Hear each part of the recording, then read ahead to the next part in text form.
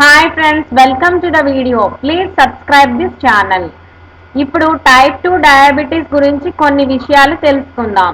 Type 2 diabetes non insulin dependent డయాబెటీస్ని type 2 diabetes అంటారు.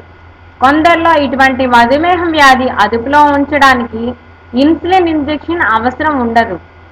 ఆహారంలో జాగ్రత్తలు తీసుకుంటూనే శారీరక శ్రమ చేస్తేనే మధుమేహం అదుపవుతుంది. కొందరికి మందు బిళ్ళలు వాడవలసి వస్తుంది. టైప్ 2 డయాబెటీస్ని తిరిగి 2 ఉపతరగతులుగా విభజిస్తారు. 1. స్థూలకాయం ఉండి ఇన్సులిన్ అవసరం లేని మధుమేహం, obese non insulin dependent diabetes.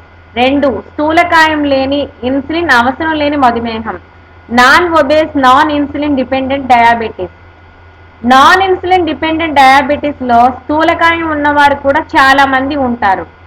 ఒక సర్వే ప్రకారం 60-90% మంది స్థూలకాయం ఉండి కూడా నాన్ ఇన్సులిన్ డయాబెటీస్ తరగతికి చెందిన వారు ఉన్నారు. నాన్ ఇన్సులిన్ డిపెండెంట్ డయాబెటీస్నే మెచ్యూరిటీ ఆన్సెట్ డయాబెటీస్ అంటారు. టైప్ 2 డయాబెటీస్ టైప్ 1 డయాబెటీస్ కంటే ఎక్కువ మందికి ఉంటుంది. టైప్ 2 డయాబెటీస్ నిదానంగా పెరుగుతుంది. దీనివల్ల దుష్ఫలితాలు కలగడం కూడా చాలా తక్కువ. మొదట్లోనే ఈ వ్యాధి తెలుసుకున్నట్లయితే ఎటువంటి దుష్ఫలితాలు రాకుండా చేసుకోవచ్చు.